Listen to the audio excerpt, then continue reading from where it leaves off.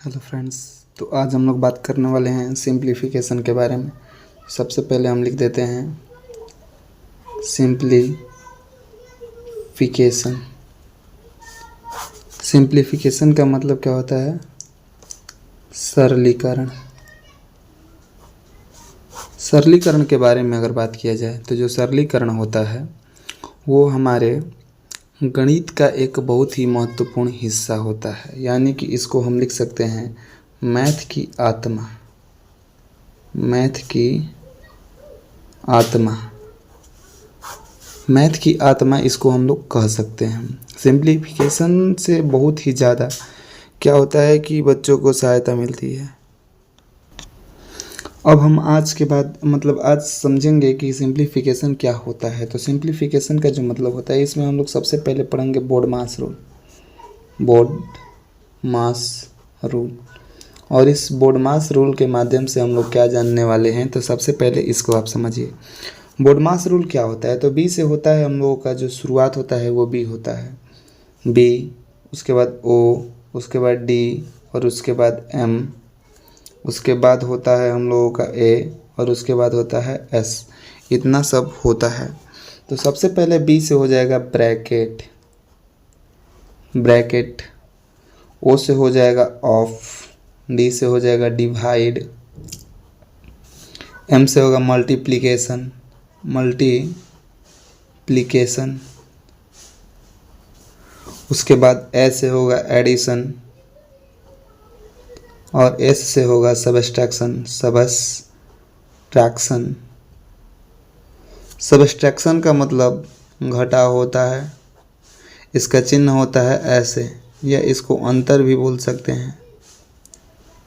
यहीं पर अगर एडिशन का बात करें तो एडिशन का मतलब जोड़ होता है, या इसको योग भी बोलेंगे और इसका सिंबल ऐसे होता है।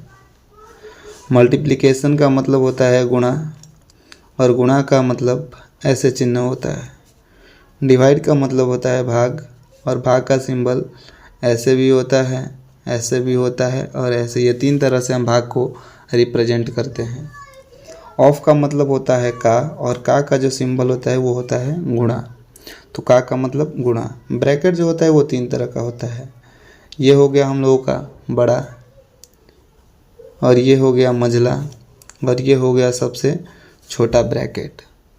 सबसे पहले इसको हम लोगों को क्या करना है कि समझना होगा कि आखिर इससे संबंधित सवाल कैसे बनाएंगे। तो यहाँ पर आपको एक बात समझना होगा कि जो हम लोगों का ब्रैकेट है, सबसे पहले हम क्या करेंगे कि इस ब्रैकेट को हल करेंगे। तो इसमें जो सबसे पहले बड़ा कोष्ठ होता है उसको हल किया जाता है। बड़ा कोष्ठ के अंदर अगर छोटा कोष्ठ है तो शुरुआत हम लोग छोटे कोष्ठ को हल करेंगे, छोटे के बाद मझले को हल करेंगे और फिर इस तरह से बड़े वाले कोष्ठ को क्या करेंगे, हल करेंगे। ऑफ का मतलब होता है गुणा। डी का मतलब डिवाइड यानी कि भाग होता है। एम का मतलब मल्टीप्लिकेशन का मतलब गुणा होता है। एफ और एडिशन मतलब जोड़ या घटा होता है। यहाँ तक आप लोगों को समझ में आ गया होगा। तो हम एक क्वेश्चन ले रहे हैं। जैसा कि एक क्वेश्चन है हमारे पास, एक क्वेश्चन हम ले रहे हैं कि जैसे यहाँ पर दिया है 4×6 भागा 2 का 8 और -6 और इस तरह दिया है और बोला है कि इसका मान ज्ञात करना है। तो ऐसे प्रश्नों को कैसे हल करेंगे? तो सबसे पहले हम यहाँ पर लिखते हैं सॉल्यूशन और सॉल्यूशन लिखने के बाद हम इस प्रश्न को बनाना स्टार्ट करते हैं। तो देखिए, ये जो बड़ा कोष्ठ है, इस बड़ा कोष्ठ के अंदर में आप लोगों को एक चीज़ दिखाई दे रहा होगा, यहाँ पर ये वाला सिंबल।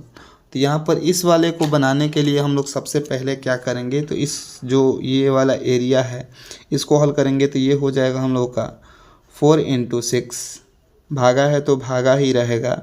यहाँ पर 2 का 8 के साथ गुणा होगा तो हो जाएगा हम लोग का 16 और -6 है तो 6 और फिर यहाँ पर 10 का 10। अब यहाँ पर आपको एक बात ध्यान रखना होगा कि हमें अब इसके बाद क्या करना है। तो हमें अब इसके बाद यहाँ पर क्या करेंगे कि 4 10 का 10 रहेगा और इन दोनों के बीच में भागा की क्रिया होगी। तो 4 और मतलब कि 6 में तो 16 से भागा जाएगा नहीं, तो हम लोग क्या करेंगे कि लिखेंगे 4×6 और भागा का मतलब अभी बताए हैं कि बट्टा भी होता है। तो इसके बट्टा में हम 16 लिख देंगे और माइनस में होगा 6। अब कटाना है तो कटाइए, 4 से ये कटेगा 4 बार में, 2 से कटेगा 2 बार में और ये 2 से कटेगा 3 बार में। ऊपर बचेगा हम लोग का 3/2 और नीचे बचे है 6/1। कुछ नहीं है तो बट्टा में क्या हो जाएगा, 1 हो जाएगा। यहाँ पर अगर हम एलसीएम लेते हैं तो 2 आएगा और 2 लेने के बाद ये 2 हो जाएगा तो ये हो जाएगा 3 और ये माइनस हो जाएगा 12। तो 3 से 12 कितना बचेगा, तो यहाँ पर -9/2 और ये -2 बट्टा में जो 9 है इस प्रश्न का सही